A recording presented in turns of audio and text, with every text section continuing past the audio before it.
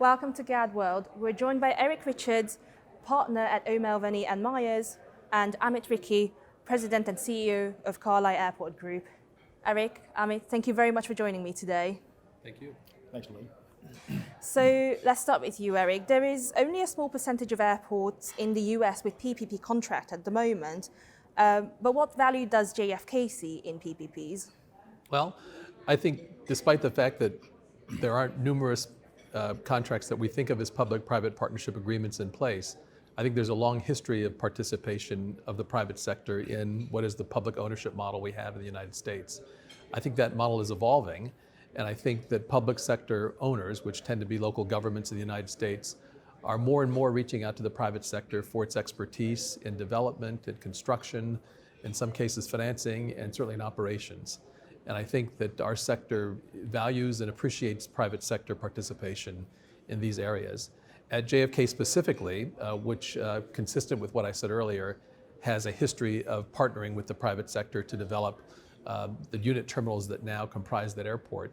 I think there's value that the airport owner sees in having private owners or lessors develop and participate in very complex construction programs for developing facilities. And I think they also see private participation as a means for achieving world-class operational standards at the airports. And JFK has had a long history of private sector participation, and I think we'll see that proliferate throughout the industry over time. Amit, anything to add? Yeah, certainly. I mean, I think I agree with Eric's statements. When public sector owners of airports look to the private sector, they're looking to address operational challenges, they're looking to address procurement challenges, and how do we bring complex projects to market as quickly as possible.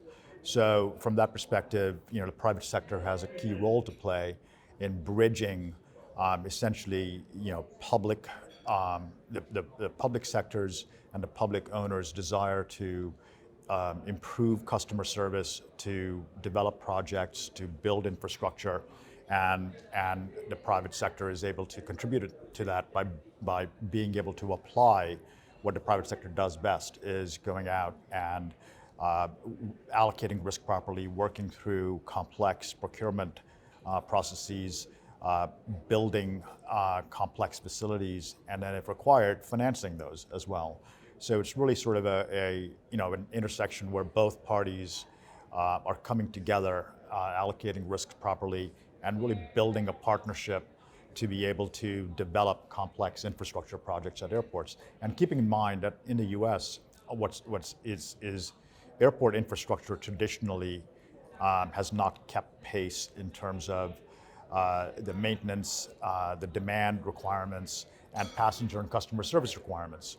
So involving the private sector to then deliver that solution is becoming more and more part of the fabric and the conversation that public owners of airports are having.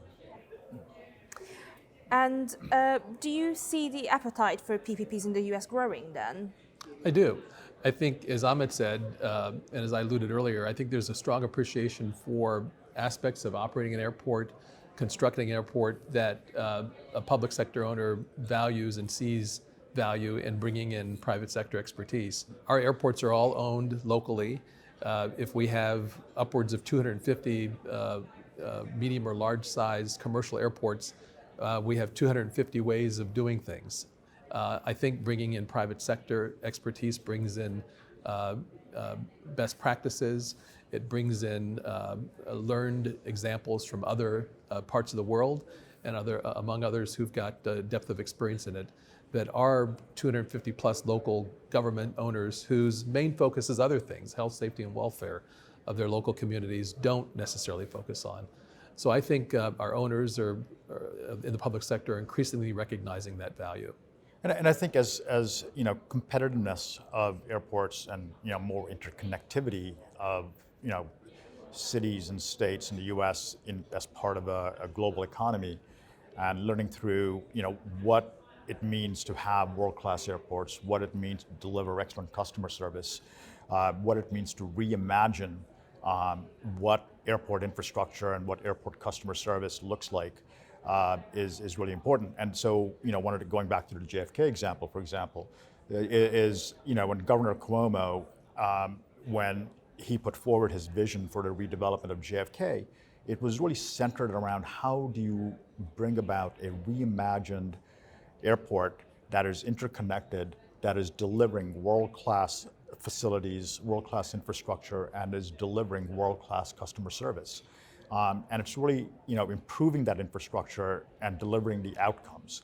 So it's really outcome focused, and more airports and cities around the world, local owners, as Eric mentioned, most airports in the U.S. are locally owned, and those owners of the local airports are realizing that, airports are vital to the communities. They're a vital transportation link, and delivering the appropriate level of customer service and having that infrastructure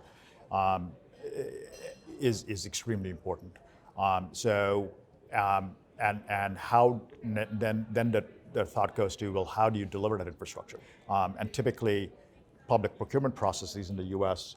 are slow. And so there's a lot of expertise in the public sector, but the processes and the bureaucracy slows things down. So the private sector plays an important role in being able to being able to move projects forward faster, to be able to deliver on time, to deliver on budget, and to essentially deliver essential infrastructure, and then focus on delivering the correct customer outcomes that the public sector desires. Amit, but do you see any challenges in the US market that needs to be overcome to attract new partnerships? There are a number of challenges. Airports are highly emotional assets. So if something goes wrong in an airport, it is, immediately in the news.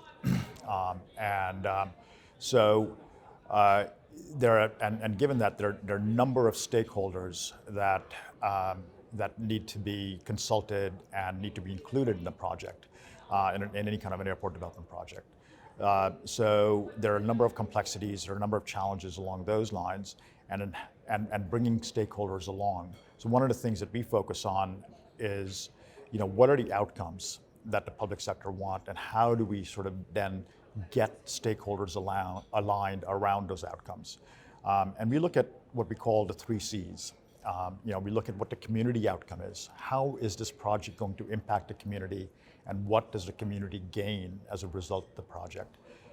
We look at the commercial outcome, and what is the commercial outcome in terms of what customers will get, how is customer experience going to improve, and then we look at the outcome from the client's perspective, which is the public owner of the airport, and what is it that the client's trying to solve, and how do we allocate that risk properly to be able to deliver a project.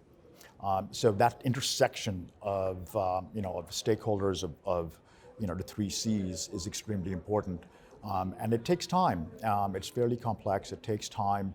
And typically, airport development projects, run through political cycles. So, to be able to build momentum for a project and have that momentum last through, potential election cycles and, other political cycles is extremely important. I would add also that I think a complicating factor is the disparate ownership structure that exists. We have a centralized government, the federal government, that regulates airport activity and aviation activity, but the ownership structure where airports are owned individually by separate local governmental entities, I think that means that there won't be a single way that anybody goes about doing any project that involves private sector participation. There won't be a uniform procurement process. That's right. For example. I think one thing that the U.S. will benefit from over time is as there are more precedents in the marketplace, there are more examples for new entrants to follow. But until we have a greater number of precedents, I don't think we'll see a coalescence of the different processes into even a small number of different types of processes. I think also the disparate nature of ownership means, and the local nature of airports, means that there will be different objectives that each airport owner has in pursuing a public-private partnership or privatization. And I think the different processes will point to making sure that those objectives are satisfied. And as Amit referenced, making sure that all the stakeholders are aligned behind meeting those objectives will be important to carrying out the project successfully. So I think for a while, I don't think that there's a one-size-fits-all in this market anyway, but that's certainly not going to be true in the United States. And I think each project will progress individually for a while until we get more precedents. But I think that makes them, I think, interesting. That makes them, I think, that gives the private sector the opportunity to distinguish itself, the different participants in that sector, and show how they can meet the specific objectives for any particular project that's put out for procurement.